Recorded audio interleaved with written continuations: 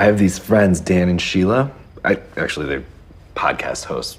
Welcome to Profiling Criminal Minds. I'm Dan. And I'm Dr. Redmond. And we're done season 17. Oh. Okay. Yeah. No, it's all wrapped up. We had a solid ending, and we're going to get to it. It's very interesting the way they decided to go with it. A twist we didn't necessarily see coming. I don't think anybody saw coming, so bravo. No, I don't think I saw that at all. No. I mean, again, we knew that Pete was behind things. We didn't know that Pete we didn't was Pete. know. Exactly. Well, because, and this was a cute move, bringing Bailey back to record a bunch of new scenes. Yeah. That, fit perfectly into the timeline of when they were going to catch the guy who was keeping people in air ducts. Yep. Add an extra conversation in there with them back in their costumes. I'm like, yeah, okay, that's really smart what you did there. Oh, no, yes, and you didn't even know because, flashbacks, I think all the flashbacks are in black and white, right? Exactly. Like you would never know. So you would never know that hadn't been recorded last year. I know. It's really smart. Oh. Unless you watched last year. Well, yes.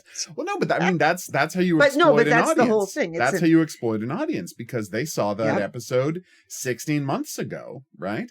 Unless they rewatched it before starting the season like we did, it's the kind of thing where you go back and you say, oh, wait, did that happen? Wait, is that...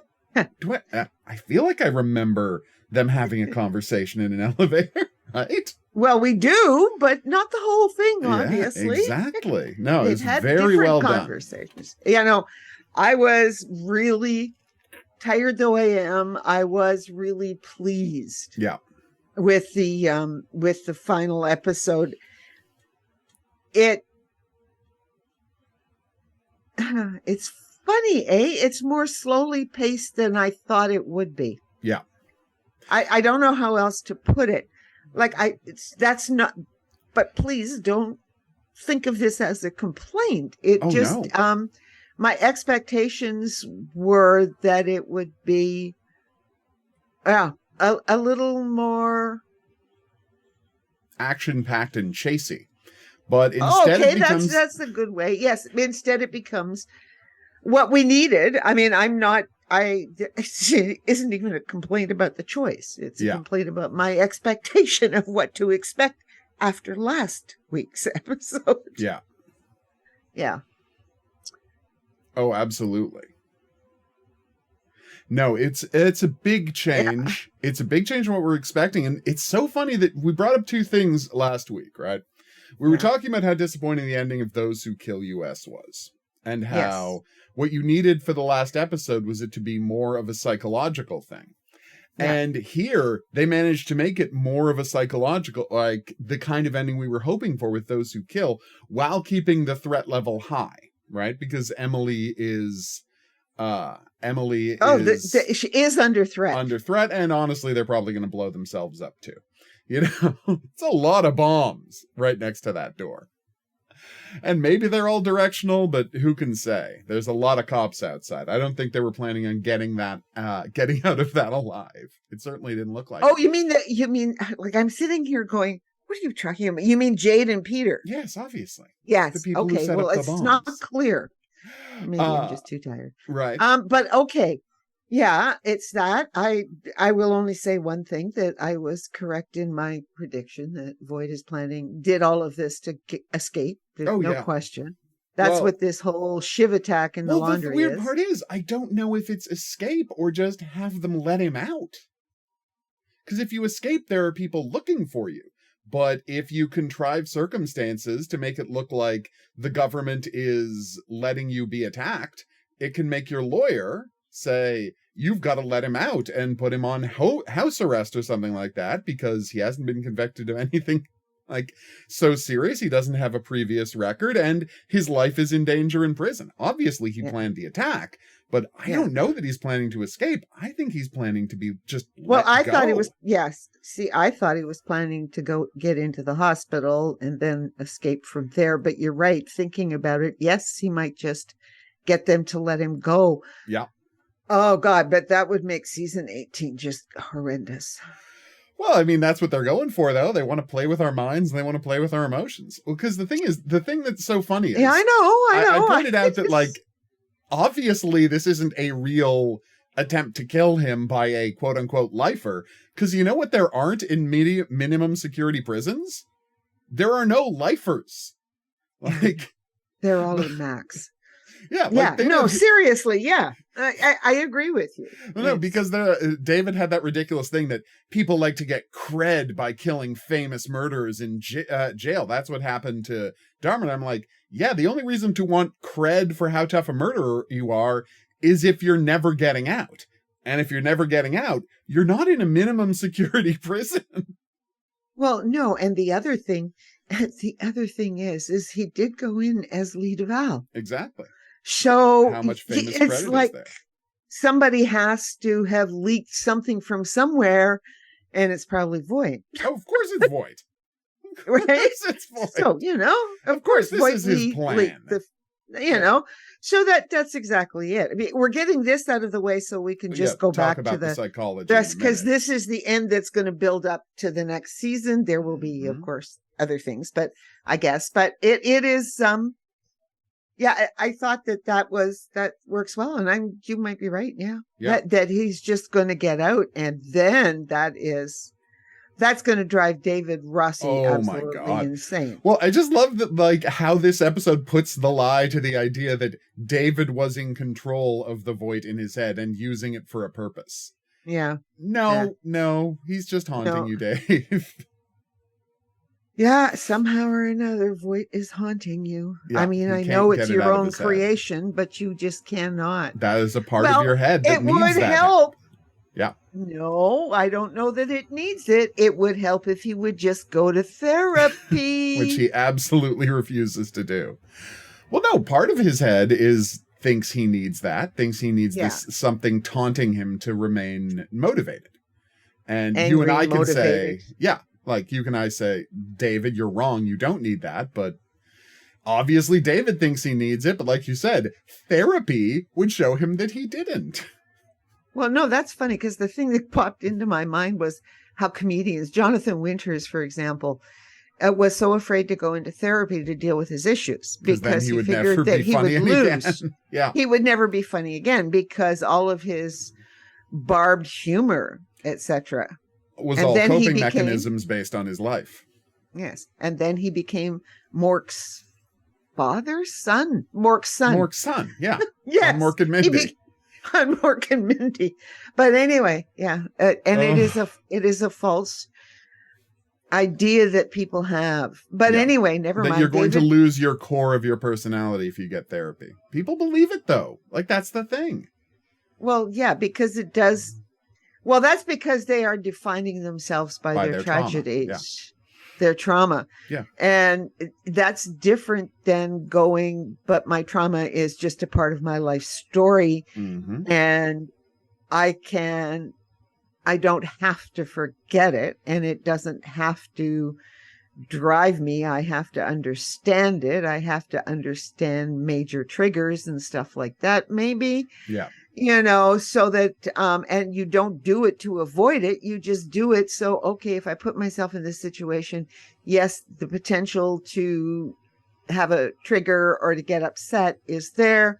I need to have the coping mechanisms to work myself through it. And that's what Dave Rossi needs. Yeah. I mean, he just needs to, he needs to confront the Voight in his head.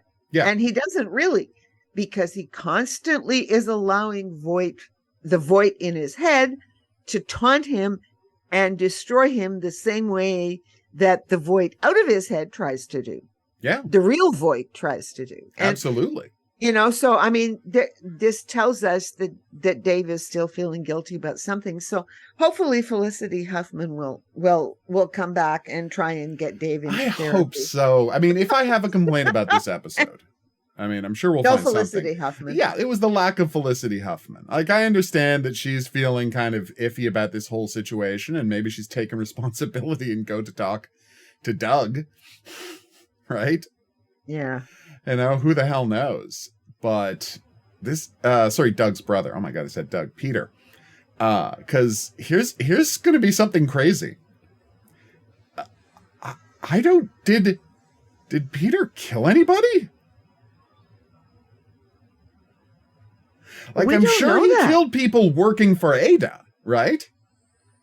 But that's all just a mess. I don't think anybody's going to be looking into Ada. Like, I'm sure he killed people working for Ada. Although they can retcon that out and say he was just doing intelligence and ops, and Damien was the one out killing people. Okay, here's why. Yeah. Here's why I would argue that maybe he didn't. Yes, they are saying that Peter was the first Gold Star. Yeah.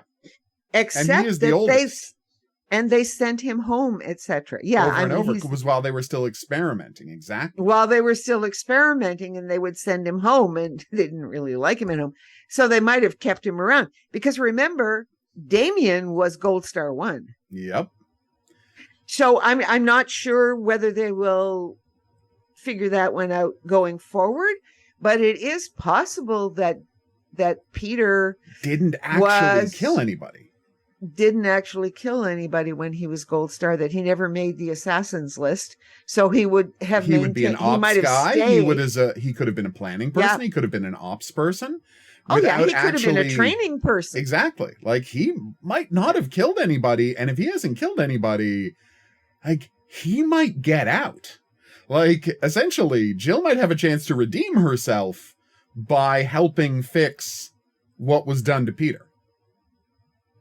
Yeah, because remember, he's now back with his father. Yep. And his mother. Exactly. Like, they showed up, and that was nice. Isn't that funny? Because at the end of last season, you were saying the setup, and I thought of this immediately. Oh, you were going, I'll bet you his father's coming back to go avenge his, and we forgot about all of that. We forgot all of it. Yeah, we did. We did, because they went in a completely different direction. Yeah, except that it came back to what we said before. Except it was his brother and not his dad. It was his brother. Exactly. His never before mentioned brother and not his dad. No, it was a great trick. It was absolutely a great trick being played on us. Loved it. Yeah, loved it. Yeah, no, for sure. Okay.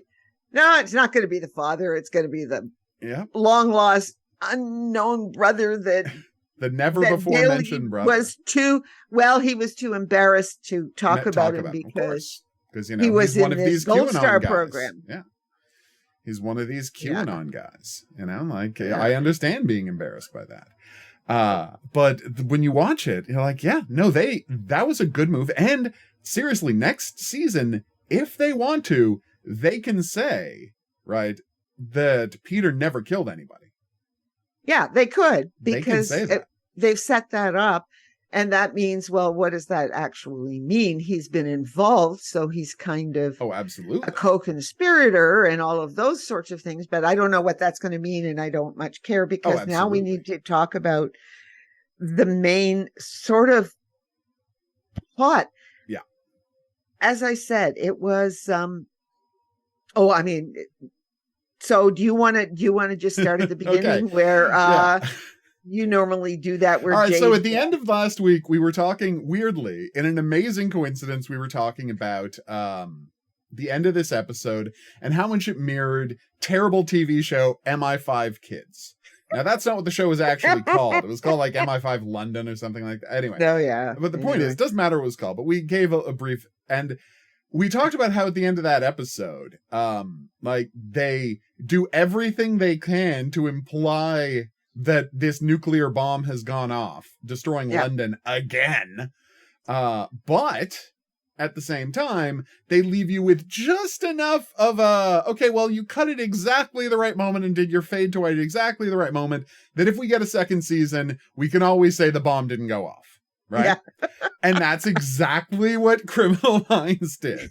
They imply as hard as they can that the bomb is going off, and we go straight from her getting ready to push the trigger to the bomb going off at the start of this week's episode. But what we didn't know, and what we find out, is there's actually 5 minutes between those two episodes.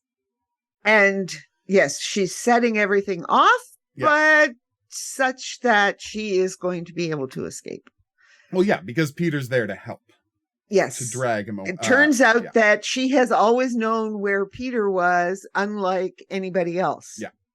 Now, and that in itself, she and Damon were in contact with Peter the whole time.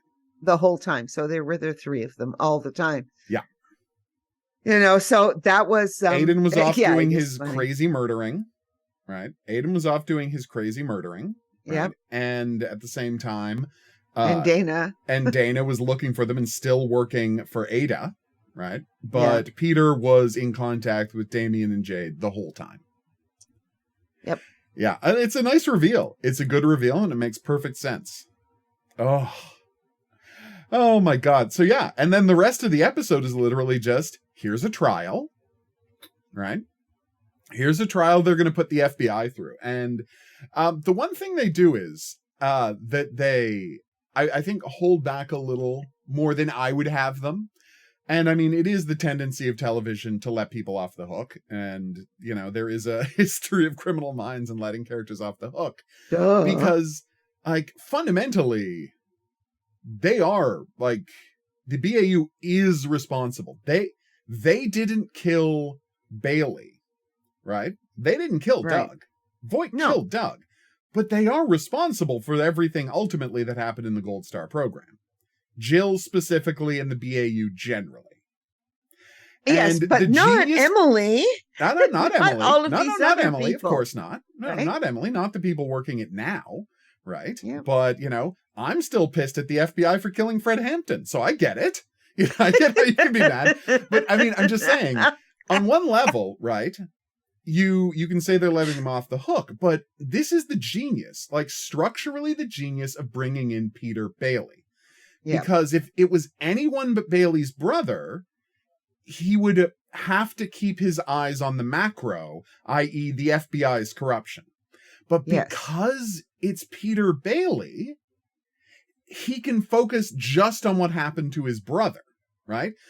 Like he cares about the program overall. He cares about the BA overall. Yeah. But fundamentally, he's a guy at his core who just wants revenge for what happened to his brother. So if you can talk him out of that, you can get him to, you know, shut off the detonators. Yeah. Right. And I think that's unbelievably smart. Like, I just think so smart. It was, because we see at the beginning, I mean, let's you say it goes to a trial, but you have to understand that she looks at Frank Church and she calls him guilty and executes him. He denies it, of course, but seeing as she is one of the plaintiffs, literally the victim, it's literally kill your rapist type of situation. Yeah, that he, you know, not just her, but these other girls. Yeah. So that's fine. She shoots him, and that's it. And she hangs around. Like, they do a really good. The acting is really good. I don't know who directed this episode. I'm not going to bother looking, but we'll check later. Yeah, we can check later. But I'm finding that Jade has been really good the whole time. Like, they've been solid, right? Peter as Doug's younger brother. Peter. Yeah. Yeah. I mean, he shows up for one episode. I wonder if he's related to him. Well, if he's not, they found someone who's got a really close look. Just like we found somebody who looks like Tom Cruise one day. Yeah. Well, yeah, exactly. That's a whole other story. But no, like, they found a guy who is believably his brother. Oh, and no, that's kidding. All you need. Like, you believe that this guy is his brother. Like, completely. You look at him and you're like, with the same two parents. I know. Well, that's the only way you would get. You don't get a good look at their parents, but they do look close enough that you totally believe that these guys as brothers. Facial structure, coloring, hair, right? Mm-hmm. They're like, I believe that these are the Bailey boys, 100%. So I thought that was a really nice touch. They cast that guy really well. I mean, who knows? We can check later to find out if he's actually related. Probably not. Although every now and then there's a Jeremy and Jason London situation, right? Yeah. Or there's the oh God. Oh, this is so embarrassing. The Ashmore brothers. I was going to say the Ashmore brothers, but the Mickelson brothers works too. Like, there's plenty of acting siblings out there is what I'm getting at. Yes. You know, all of the Carradines, for example, if you want to go way deeper. Yeah, if you really want to go all the Carradines, they I don't got an all excuse. look alike. Someone was talking about I was about to say Young Guns, Long Riders the other day, and I'm like, oh, the Carradine brothers. We love Long Riders. Well, it came up because I found out, like, some guy, I don't remember what TV show it was, but a guy was in the TV show. I'm like, why does he look familiar?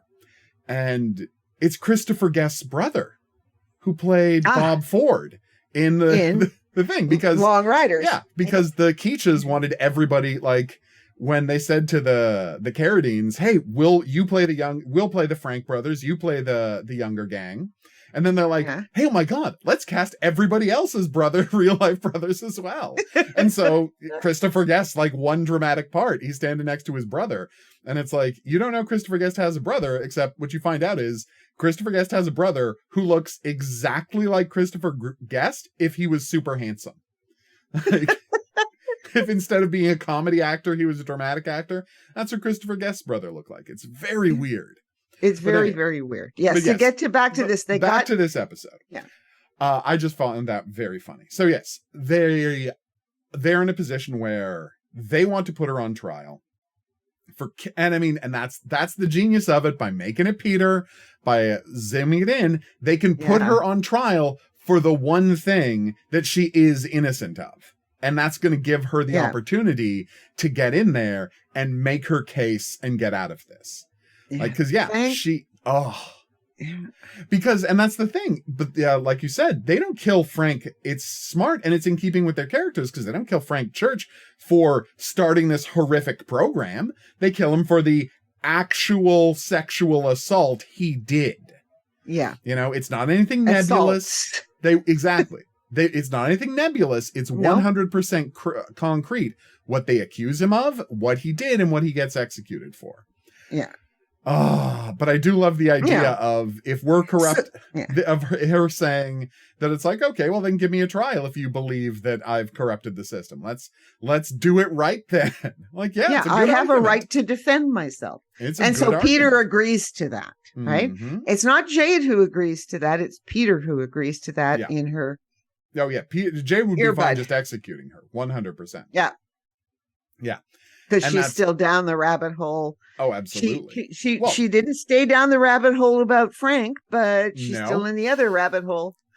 Well, yeah, so, I mean, she had to kill Damien, so oof. Yes, and that's still how she's going to come back from that. Well, you probably won't find out. Unbelievably heartbreaking.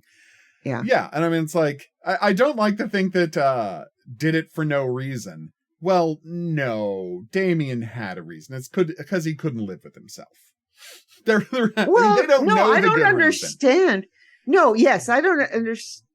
Because Damien told her to do it. No, I understand why they say that. They say that because that's what they think. Yeah.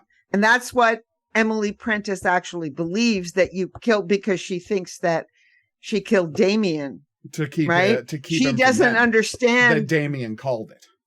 Damien called for the shot with his fist. Exactly. She doesn't know this. But Jade Emily knows this. Yeah. Yeah. You're right. You're absolutely right. Emily doesn't know so this. Jade Damien called for it, mm-hmm. and Jade just did what they had agreed to, and she was ready to kill herself as well. Yeah. So, this is, as I said, I would defend Emily there, because there's no way that they basically can understand that. No, they're not inside these people's heads. And Jill is as much as they might want to claim. As much as they might want to claim they're inside people's heads, they're not. They're not inside these people's heads. No, they have no idea. And even Jill, who should have some idea, still is getting it wrong. Exactly. And that's what makes it so interesting. Yeah, it is part of what makes it so interesting, because I'm not mad at them for getting it wrong. I'm just saying, okay, so what do we call it? Naivete? Yeah, they're fumbling through and assuming their own superiority. Yeah. And that's exactly what they're doing. Blinkers? They do have blinkers. Yeah, they have famously blinkers have blinkers on. Yes. Oh, sorry. I was really happy with this episode. I mean, I was happy with the JJ thing with Voight too. It was nice. The confrontation between about how JJ he made Voight. A bunch of the fakes, right? Yeah. Using footage of his wife to make, because that was an easy thing to do. And also, let's face it, because that makes it more satisfying for him. Yep. Oh yeah, for sure. It was very nice. Because we hadn't heard anything about BAU Gate and the deepfakes in 5 episodes. So I'm like, are they going to remember to give us some closure on this? See, and the answer do. is, Isn't it okay, nice? They managed to find a way. I was worried. I was worried that was just going to be a plot thread that got left hanging, but no, they figured it out. It was really smart of them to come back to that. Yeah. Also loved Voight having, yet another card to play. Yeah. That he can, and it's a plausible one, right? The idea that he had a program to help, right? Then it's to help figure out if something had been digitally edited, because he digitally edits things, so he knows the sign. So he has a program to determine that. And the genius is, right? Of course, a controlling guy with him would make it be so the app phoned back to a hub every time you used it. So he would always know who was using the app and where they are and when it happened. Like, it's completely, like, they call it like a silver bullet, right? Because narratively, that is the role it serves. It is oh God, we have to find some way to get there. Well, what if a character just magically knew exactly where it was? And that's what you call a silver bullet. But the joke is, because you're solving a plot problem. But the point is, right, if you not really established him. No, but I'm saying if you've established who Voight is, both his technical prowess and his obsessive need to control, you've earned that silver bullet. Yep. Yeah, for sure. Yeah. And the other good scene is Garcia and Voight. This is the first time we have ever seen Voight truly uncomfortable. Yeah.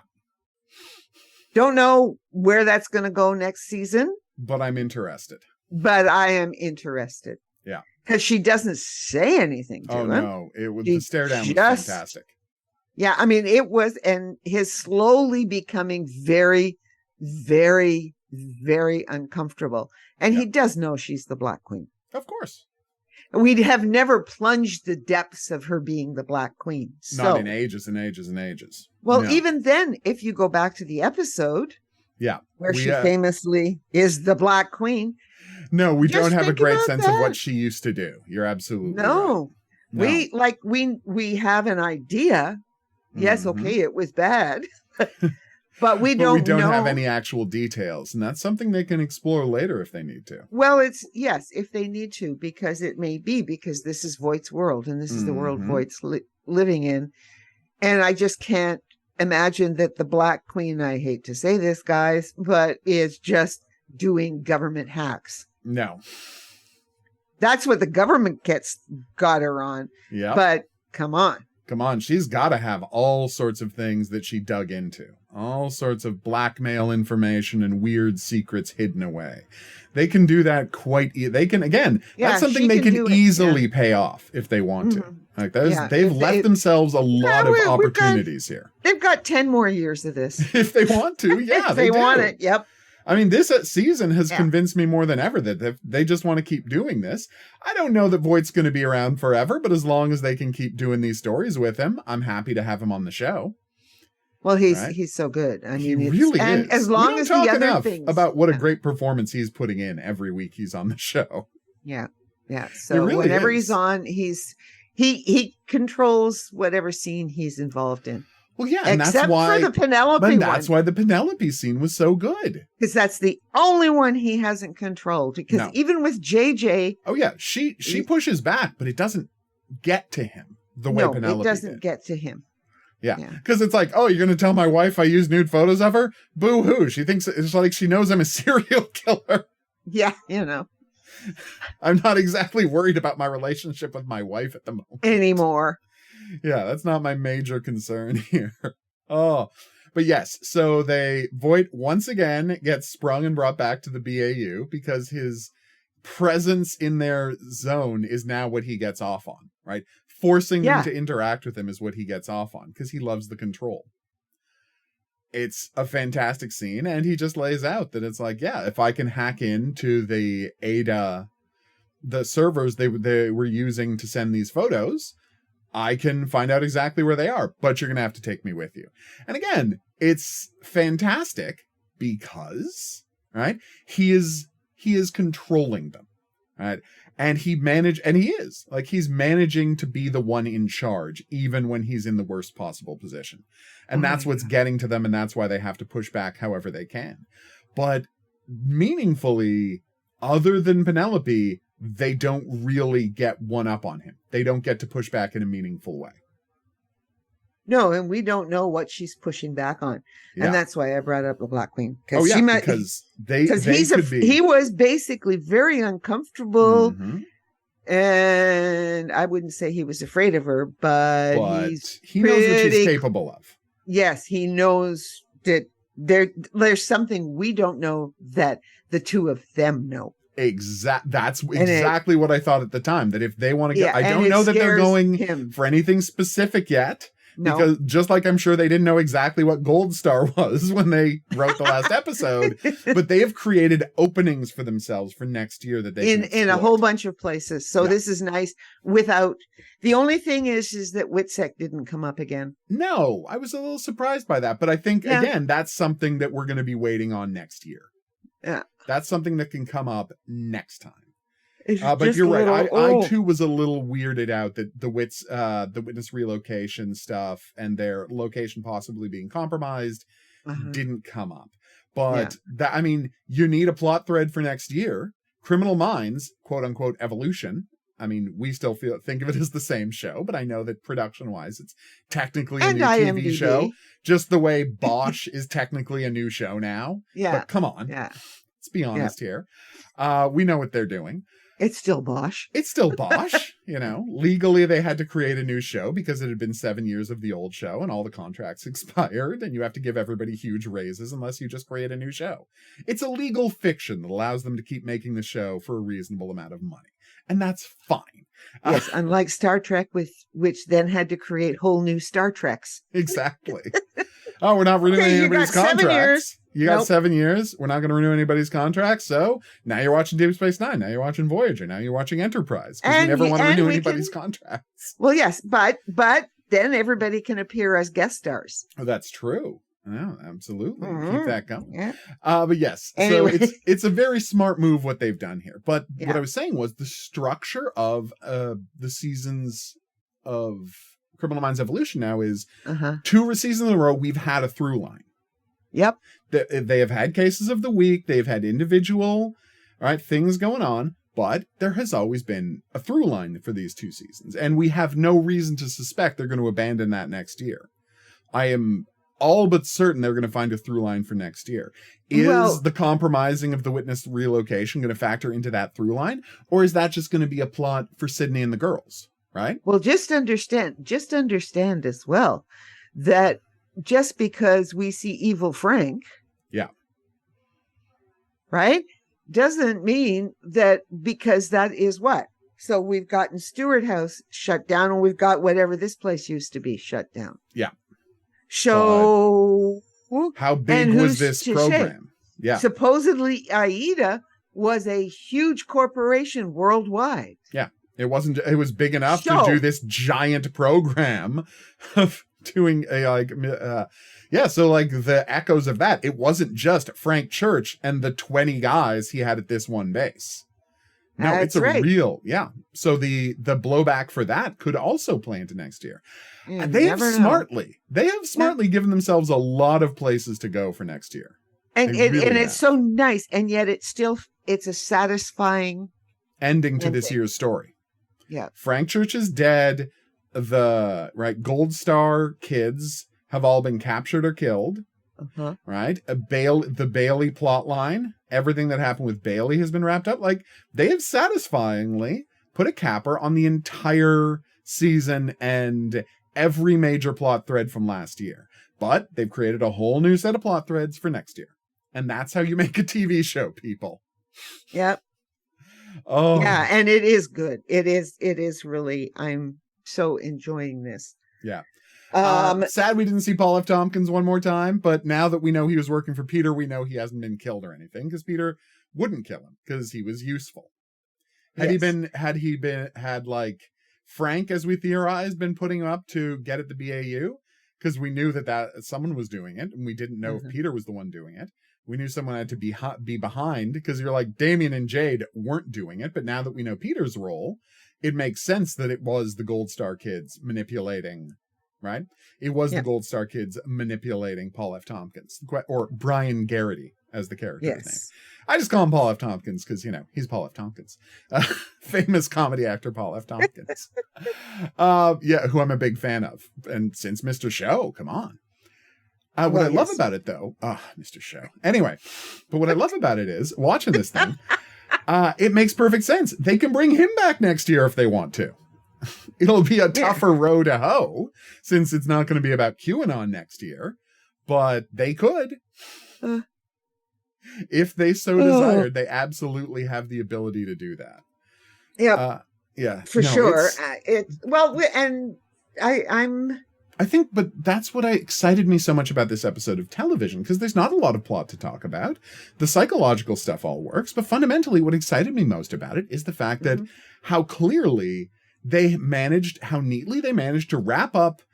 At the end of this episode, you understand everything that happened this year, except for a few minor points, and they have left themselves with quite a bit of stuff to exploit for next year. That's why I was so happy with this finale. Yeah, because it's good that way. Because they do start off with the explosion, and this is great. And they do start off with the fact that nobody can get in touch with the team. Yeah. For a while. Yeah. So that is that gets you revved up, and then you just move into this slowly paced structure of explanation, of talking. And it is not Jade who is talked out of anything. It is Peter. Yeah. And that's, just to push that final touch, it is Peter who finally understands. But then Peter was not indoctrinated, as far as I can tell, the same way that Damien and Damien were. Yeah, and he wasn't as far gone when they brought him in. No, I really don't think so. And his family was troubled, but not massively abusive. Exactly.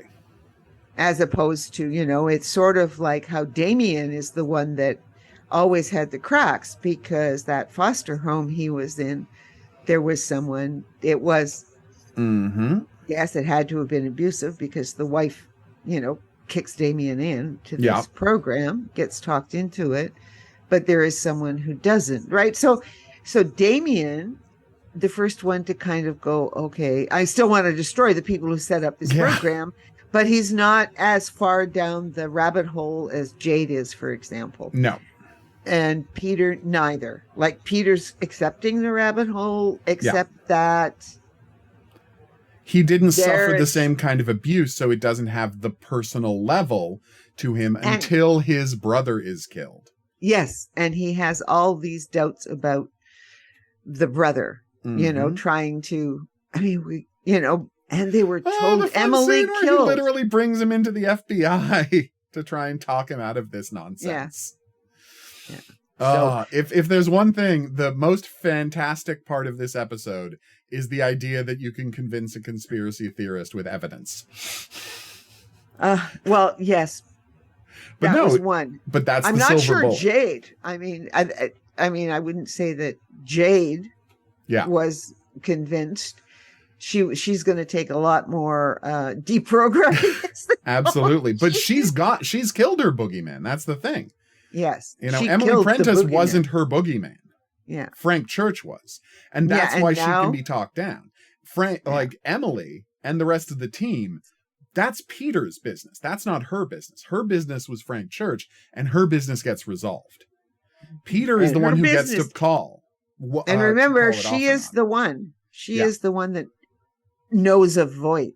Exactly. She's the only one who's interacted with Voight. Right? And so she has this, and so, of course, she's ready to believe that Voight was on their side because he had been such a help to her and Damien. Yep. Right? But of course, Peter doesn't have that personal connection with Voight, so when he sees the video of Voight confessing to Bailey's murder, right? he is more ready to accept it, especially since it's a Voight provided, and that really helps that it's a Voight provided silver bullet that convinces him that this is a real piece of video. Again, that's really well done. That's like Voight is the one who broke his own story. Because he's got other plans. Yeah. As we find out after the celebratory supper. Oh, exactly. Well, the thing is, and this is something, again, they can play on next year, is Voight, right?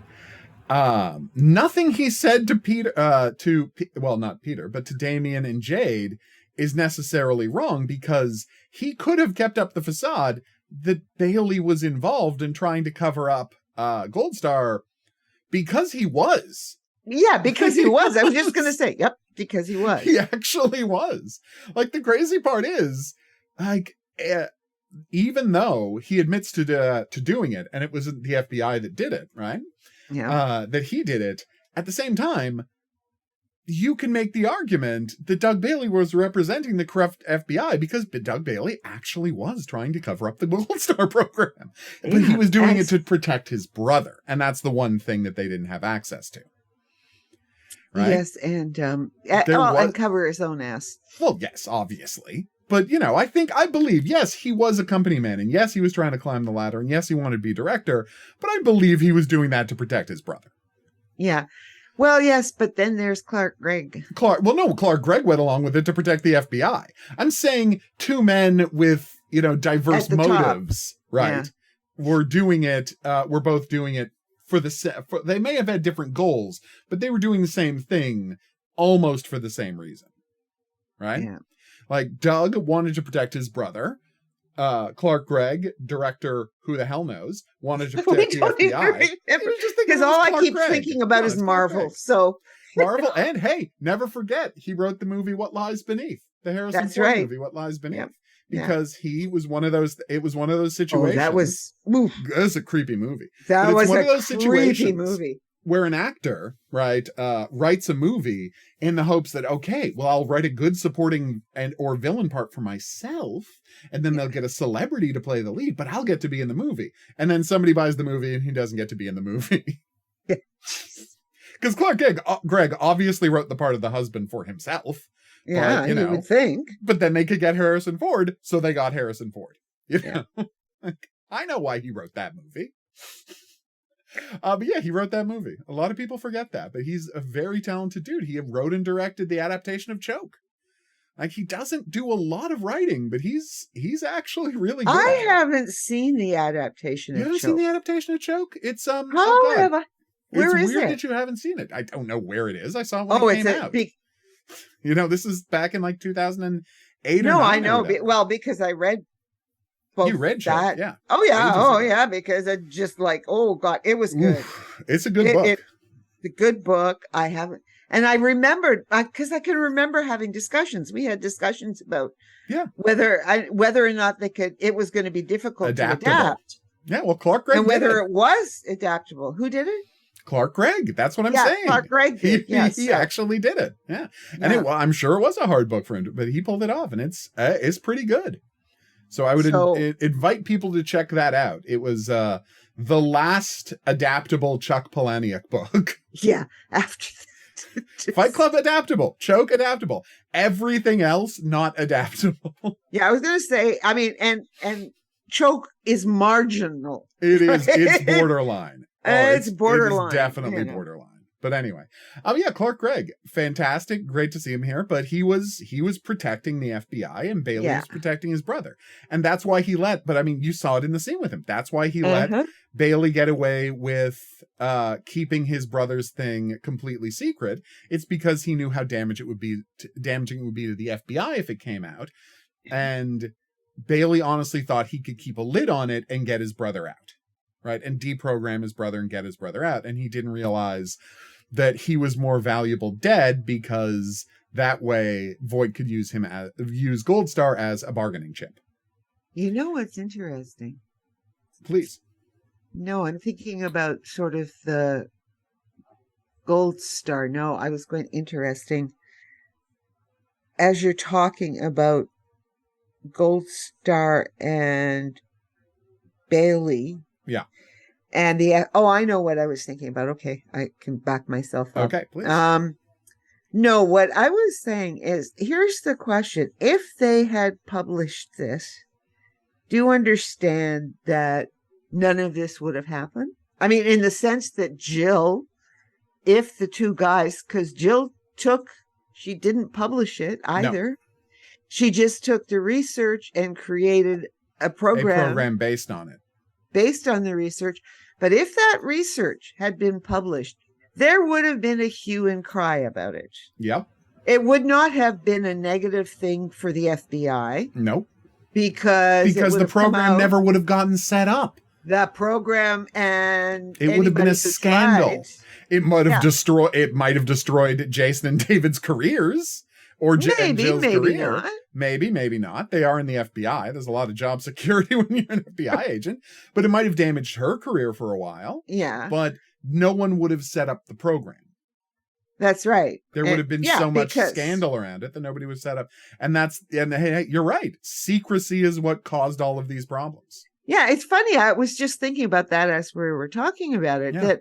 What if they had just published it? Yeah. Because they act like they had that they had this secret recipe and it was too dangerous to publish. But the weird part is, if they had published it, no one would have followed the recipe because it would have been too scandalous. And it might have gotten people talking about, child abuse. Yeah, because there is and what makes it would have put it in the forefront. Yeah, it would have opened up a conversation about child abuse in a way that it just isn't. Like I'm talking about so much, right? Since Alice Miller's For Your Own Good. Yep. I am thinking, has anybody really published a in-your-face book about the impact? No, I mean, we've got trauma, and even Bessel van der Kolk, because to get things, he doesn't talk about that sort of stuff. I mean, he's the one, there's the book, his first article was called The Body Holds the Memory, and that's the name of this book that he's doing that has just come out. Also, just FYI, if you're looking for a title for an episode of Criminal Minds, The Body Holds the Memory is a really good title. Yeah.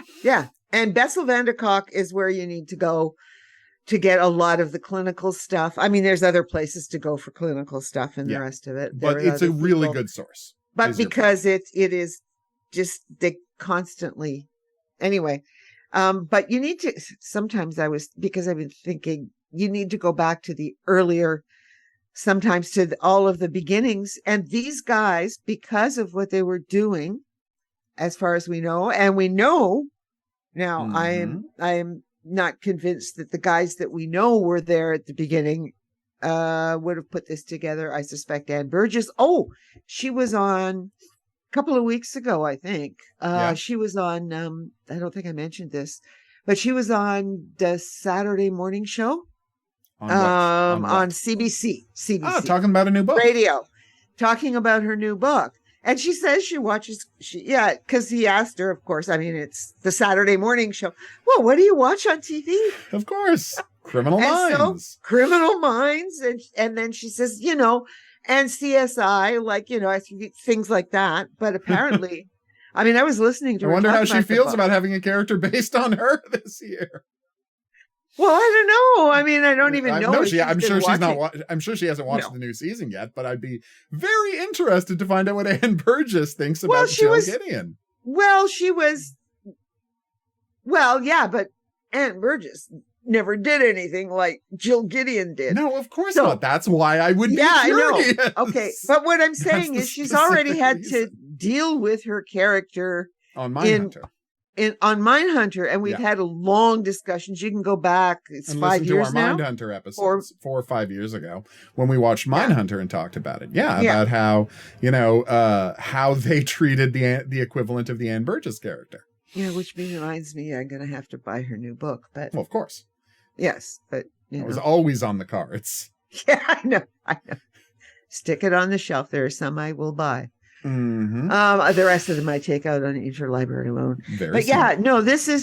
This was as a final and leading us. I'm so glad they had season 18. Hopefully season 18 is so good they're going to get season 19 before season it loads. 18 Yeah, airs. sorry, before it launches. Yeah, that would be very nice. That would be nice. But I'm very, very excited to, we're back now. I can't wait. Right? Yeah, I know, right? Oh, we gotta for season 18, and we're doing all this other stuff. I was just looking at, we're futured up until the end of October almost, not the last one in October, but the second last Thursday in October, because there are 5 of them in October. Yeah. And then we're moving into November and the rest of it. So it is, it's fine. Let's, let's just not bother. We'll talk later about it, but I was happy with this episode. No, we were very happy with this episode for a couple of reasons. Yeah. I mean, for fundamentally, like, this episode, as I said, managed to close off so many, like, they had so much threads up in the air this season, and they closed off all of the threads. Yeah. Is Peter a complete surprise? Yes. Well, we can have a twist. Let me finish my point. But the thing is, it's the kind of twist, right? It's the kind of surprise where it fits. There has been a missing piece all season. We've talked about that. And they managed to create a void that this character could act completely believably slots into. And that's, I think, what impressed me most about this finale is how this new character, this never before mentioned character. I will say one thing about if we go back to Bailey, when he discusses his family, he tells whoever he's talking to, maybe Prentice, that he does have brothers. No, that's the new footage. No, he doesn't mention his brothers the original time. In the original footage, when he's talking about his father and all of that sort of stuff and his upbringing, he does mention he has brothers. I'm going to check that because I think you might be wrong.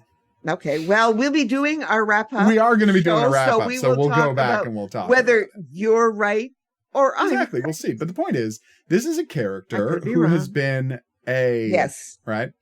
And hey, if you're wrong, it just means they deceived you even better than we thought they did. Yes.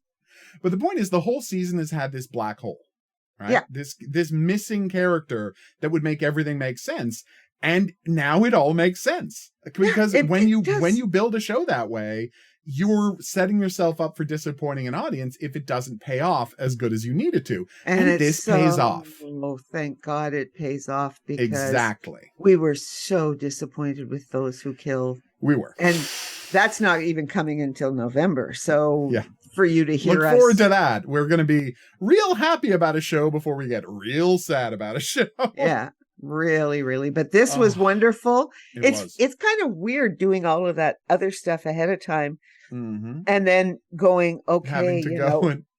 Well, you're going to hear us talking about. Yeah, you're going to hear us talking about how by then. Yeah, but you're these guys talking about how we don't know yet. So different. This episode. Yeah, was different than I expected it would be. Mm-hmm. I am happy. Absolutely. So what can I say? It went in a different direction. We got the twist that isn't, well, it is a twist because we don't know, but it's a twist that makes sense. Yep. We've used, and this is the key part. Bullets that fit. What I loved about it is it's about the psychology of these people. It's about the rabbit hole. Like they just give Emily the actual the actual clinical reasons. She just gets to read out of the DSM about why people get into cults. It's great because the show is at its best when it's about the psychology. And this, more than the rest of the season, these scenes with Peter are about the psychology and about why we need conspiracy theories. And how anybody can fall into them. And the horrifying thing is, like, I'm sure his father's anti-government tendencies, right, are what made him vulnerable to this conspiracy theory, right? his father believing, right, telling him this stuff, having John Birch Society books on the shelf or whatever his whole life are what made him ready to go down this rabbit hole, right? He was being prepared. No, I'm sure they're not going to say his dad was that crazy. Well, no, his dad, no. And I would tell you that, I mean, I can think of a number of cases, and so can you, of people going down rabbit holes because they've been prepared for the rabbit holes, but not by people who were conspiracy theory nuts necessarily at all, and in fact, they didn't have to be because they didn't have to be, but then it's this, what has made everything so much worse is that 20 years ago or so, the internet exploded. Mm-hmm. Once we got web browsers and then Google, I'm just reading something called The Forgotten Room, and I'm listening to this, and this is about something, and I'm going, oh yes, so this guy discovered Google, the best search engine in the world, right? No, seriously, it is still the best search engine. No, it's not. It's complete trash now. It just loads up terrible AI results that somebody paid for you to watch. Go to DuckDuckGo if you want to actually find something on the. Well, you may not like it, but it will actually find you what you're looking for rather than AI garbage. Well, it never did. It does now. Trust me. Okay. You're talking about DuckDuckGo from a couple of years ago when they were starting it. It's much better than it used to be. Garbage. Google is trash now. So just FYI, nobody uses Google anymore. Unless you want to, unless you're looking to buy something, it will take you to a place where you can buy something, but that's all it does now. Oh, well, you just have to cut. Like you just have to. I know. When you have to scroll to the 5th page to find a relevant result that isn't just a storefront, yeah, maybe there's a problem with Google. Oh my God! So they're having money problems. Well, I'm not having that problem with my boo. I'm not having it with my Google. Well, that's good, but you're not looking for anything too complicated, I assume. Or you're looking for stuff that's hard to generate money. Yeah, it's hard to generate money off of the stuff you look for. I would say that's more the case. I think you're probably right. I didn't think about it, but I'm sure that's right. So, no, there's no money to be made in that. And there's nobody who's trying to make money off of that. So, because they can't figure out a way to make money off of that would work. That makes sense. No, that actually makes a lot of sense. So I'm not as unhappy. You may be in a uniquely good position to still be using Google. Isn't that funny? Because, like, if I want to look up some book or something, right? Else I will go to because if I'm looking at books, it gives me a lot of all of these booksellers. Yeah. Okay. Yeah. Now that I think about it. But I don't even bother looking for books. I just go to Amazon. Yeah. If it's not on Amazon, it's not on anywhere else that I'm interested in buying. Other than the Canadian, what's it called? Heather, chapters. Chapters. Okay. But they now have an online, they've given it a different name. Oh, it's just chapters. I understand. Chapters online, but they have a fancy name for it. Okay. Problem is that they are not as comprehensive still as Amazon. And it's very frustrating. Yeah. So, anyway, that's it. We're off talking about something else. We are. No, but I mean, fundamentally, this is what I responded to so well in this episode. What I responded to was that they find a psychological solution to the problem. That the show is at its best. That the show knows exactly what it's doing, right? They're like, yes, if we want this to be Criminal Minds, if we want this to feel like Criminal Minds, we can't just have them like chase somebody down and have a fight scene. Last year that made sense because Voight was Voight was Voight. He had a plan, and the whole end of the season was about him, going through his various contingency plans until he hit a wall, which he did, right? Yeah. Whereas this season is about damaged people, right? It's about people who are damaged being exploited. Yeah. Being damaged by a whole bunch of different things, including Void. Yes. Void is one of the people who exploited them. Who exploited them and who damaged them. Exactly. And I think from the point of view, perspective of view of people who expect certain things out of Criminal Minds by the end of the season, by giving them that the cliffhanger, right? Is Void going to get killed? No. And having that reminding you, right, that yes, there is real danger there, even though the BAU has solved this other stuff. Yeah. Like it's well put together, like it's well structured. I'm happy with it. Like anybody cares whether I'm happy with it or not, except for you and me. Yeah. It was very, very funny. It is kind of strange to be happy with it. Like, I'm going particularly after we were so unhappy with those who killed. I know. No, it's so. Yeah. It's. We can exhale is, I guess, what I'm trying to say. Yeah. We can relax. They did it, right? They pulled it off. And we got our satisfying ending. We got our satisfying ending, and we've got our move into next season. Yeah. Well, no, something to look forward to. Oh, absolutely. But I think that's the thing that really gets me, is that this show, this season, is all about something that we talk about constantly, which is we know how these monsters are made. Yep. We know how these monsters are made. And the one thing that could prevent us having these monsters is positive intervention, right? That's the only thing that can stop this from happening. I mean, not specifically this. This is very outre, Yeah. Not this specifically, but on a fundamental level, this kind of thing from happening, right? It's very outre, right? It's very over the top, but it is based on the actual way that this kind of stuff happens. People get abused, people get broken, and then other people come along and exploit them. Like that's just a reality. There you go. And this season is about that. And it's about, well, how do you cope with that and how do you deal with that?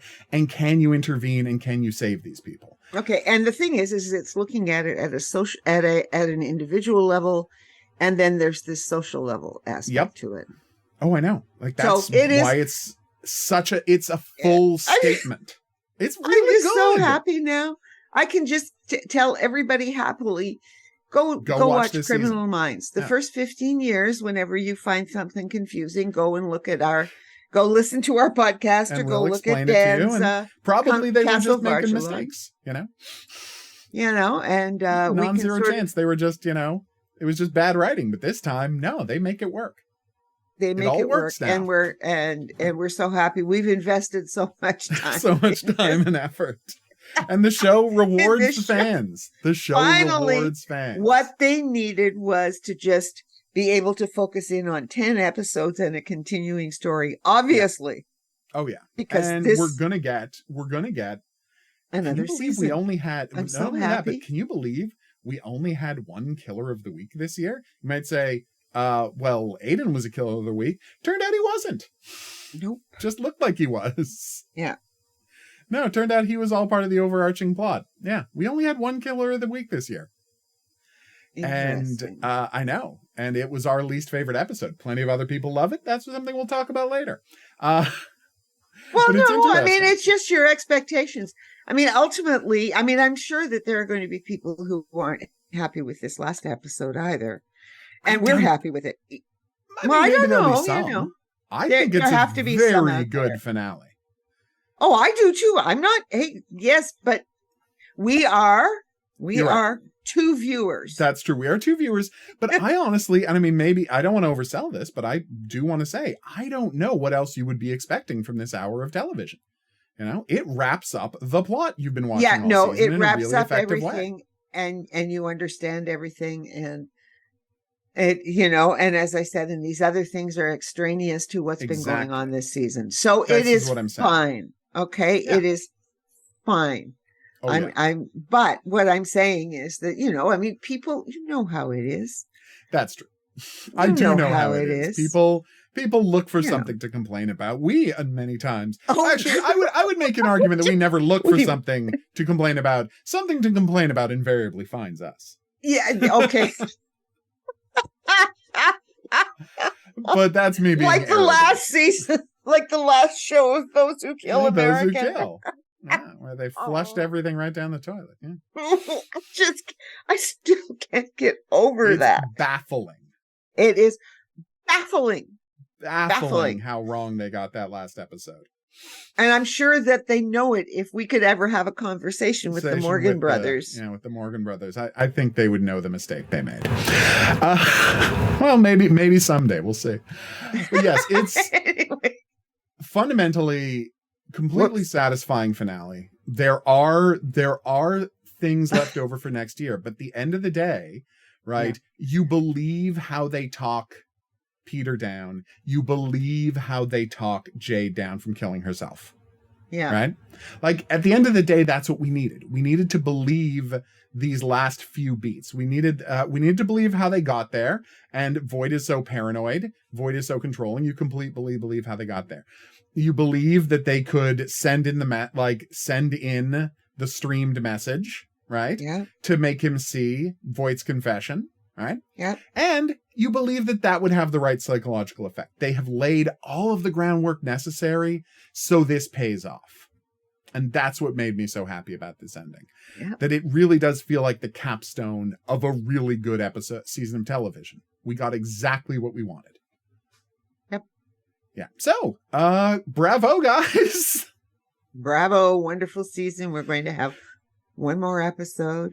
We'll Yeah. talk. Well, but we'll save that for when people see it. A fun thing I've wanted to point out: 2 seasons in a row, the last scene of the season is Voight alone in a room with some guys, and in one scene he has authority, and in one scene he is a victim. Yeah. Like, it is Interesting. pointedly designed to mirror. Although, again, when we get to next year, it's going to turn out that was his plan.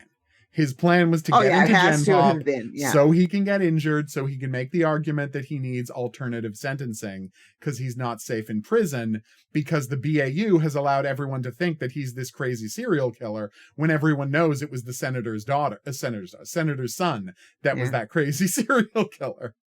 This is his plan. That is what's going to happen. Yeah. We don't know for sure. Obviously, we have no information. I'm just saying that's the move he has. That Well, is I'm sitting here absolutely- going, no, I mean, logically, It's the move he anybody has who to play. wonders about us, just go listen to the first 15 seasons where we I know, have, right? I mean, how many times have we just correctly figured out where the plot should go, or we figured out where the plot should go and they missed it? And And we'll say that about Criminal Minds. I don't think they're missing things so much anymore. no, They're and really not. this is what Voight. I mean, that's the first thing I thought of. I mean, this is his plan. Yeah. This is how he plans to get out now, and we talked about it at the beginning, so that's fine. But that's just, again, a substrata. Now, what he does after he gets out, because he could be taunting them forever. He could just taunt them and never ever commit another crime. Oh, exactly. And make himself happy and watch Dave Rossi go crazy. Yeah. And that's why he's such a good continuing Or villain. he's going to go look for his wife and Because kids. Exactly. And I mean, Yep. he might, because it's a know. question of how much he can There's control all sorts himself. of things. But he has found in tormenting and controlling the BAU. BAU, like the ultimate expression Will. of his will, which is Yeah. what he needed this whole time. He was so out of control and he was so brutalized his entire childhood. He needs this control. He needs this, and he found it in violence, and he found it in brutalization, and now he's found it in manipulating people. Yeah, And that's and what's so that would interesting. have he would have begun. We can all lay that onto COVID. Now Yes, the question exactly. He is, found it in COVID. he found this idea of manipulation, and then it became more and more and more attractive. Yep. Right, so that yes, every now and then under extreme stress he wants to kill, but Mhm. generally speaking, he's pretty happy with his. We don't know. Manipulations. We don't watch him when he's in his demon state. Well, we did in the course. first season. Yeah, but not anymore. Yeah, but not, because he doesn't have to. Theoretically, it's like everybody who's in jail. The one thing you don't have to worry about is is ordering your own life. That's Exactly. Your external life is ordered for you. And so now it's all about his plans. Now it's all about what's going on inside his head. Now it's all about what's manipulating people. He no longer has to worry about the day-to-day of Minutia. keeping a secret because he's being caught. Now he can just focus and on not the big only picture that, stuff. but he doesn't have to run and look over his shoulder. Exactly. Like he weirdly, but he wants out, clearly. He does want out. He doesn't like the idea of staying in jail. And again, those conflicting things are going to be interesting next year because in a way, he was safer in prison. Yeah, that's what safer to make his moves and play his games in prison than when he gets out. Okay, but we'll see where it goes. Yeah, and they can't make the mistake of letting him last too long. Obviously that has to wrap up. It will wrap up at some point. Maybe next year, maybe the year after. Who can say? Yeah, but depends on what happens. Yeah, it's entirely up to them. We know that Voight isn't going to be around forever, but we also know that he's a very entertaining character, and he brings fantastic energy and pushes the other characters in really interesting ways that make for good television. But this isn't a situation like where JR becomes the main character of Dallas. You know, he's not going to be on the show forever. No. If people don't know, Dallas wasn't supposed to be a show about JR's schemes. JR was supposed to be the scumbag brother of the main character, Patrick Duffy, who is getting in the way of Patrick Duffy's romance with the heiress of the rival oil family in Texas. The show was not supposed to be about JR's schemes, but the audience loved him too much, and that's what the show became. Larry Hagman. Larry Hagman, yeah. Larry Hagman is JR. Things. He was in I Love Jeannie. I Dream of Jeannie. I Dream of Jeannie. My God. I Dream of Jeannie. And he became, JR, this iconic 80s anti-hero. Oh, it's a fascinating piece of history. But Voight isn't going to do that. Voight isn't going to become the main character of the show. We've got plenty of other characters we can lean on. It's not going to last forever, right? Yeah. But the key part is, and this is what I'm loving about it, is that we talked about how so many characters, right, have other people, like Ian Doyle was for Emily, like someone who could really provoke them when they did it right. Like Peter Lewis was supposed to be for Hotch, but then they never knew what to do with Peter Lewis after Hotch wasn't on the show anymore. Yeah. Right? Or the Reaper was for Hotch previously. Right? And like Kat was for Spencer Reid. Yeah. Like now they've finally got that for David. Yeah. They have a character who is driving David around the bend. Who's driving David, who can consistently push David, who can consistently manipulate David, and who can drive, I'm going to say it, drive Joe Mantegna to doing the best work he's done on the show. Oh, yeah. And that's what they've got. And I don't think he's going to be around forever, but while he's here, I am so glad he's here because he's giving us some of the best Joe Mantegna work we've seen in years. And it really is the best work Joe Mantegna has done on the show. So that's why. Anyway. Do we think he's going to be around forever? Is it going to be a Spike on Buffy taking over the franchise situation? No, of course not. That's not how this show's world works. No. But I'm sure he will be back next year. I think it would be a mistake not to have him be back next year because what we haven't gotten is a reckoning with David. We haven't had David put Voight behind him definitively and complete the arc of their relationship. And I could see it taking a third season to finally get us there. But once that relationship is closed, that's when I don't think they need Voight anymore. When we are finished with the growth of David as a character that will come through having his relationship with Voight pushing him as far as he can go. See what I'm saying? Oh, no. And I do agree with you. Yeah. Oh. And I do have something I just thought of, but we'll talk about it off mic. Yeah, absolutely. All right. So, nothing. That was... I know. We'll talk about it later. She is teased all of us now, including me. But anyway, we're going to wrap it up here. Fantastic season ender. Very happy about it. Hey, Rebecca's fine. I was worried about her because if there was one character that's expendable, it's Rebecca. But no, she's back and she's great. And more of her and Tyler, please. They were a great team. Yep. We're going to be back, and hey, we'll see what happens with Tyler and Garcia. Like, there's plenty of character stuff. We didn't even mention there's all sorts of character places they can go. It's going to be very interesting. Luke needs to get his girlfriend Teresa. Oh yeah, but that'll happen next year. Yeah. All right, so we're all these little things that have to happen. Oh yeah, there's little things. The character stuff, it's all on the road. Yeah. But we're talking about the big stuff here. All right, so we're going to wrap it up here. We'll be back soon with a recap of the season and talk about where we want season 3 to go and what, our predictions are, what would make us happy. So that should be fun. For now, though, if you have any questions, if you have any comments, if there's any profiling-related fiction you'd like us to check out, drop us a line at profilingcriminalminds@gmail.com. We would love to hear from you. If you are listening on an app or podcatcher, watching this on YouTube, be sure to rate, review, and subscribe. That's how people find out about the show. We're going to be back here for more Criminal Minds next time, but until then, I'll say that's right.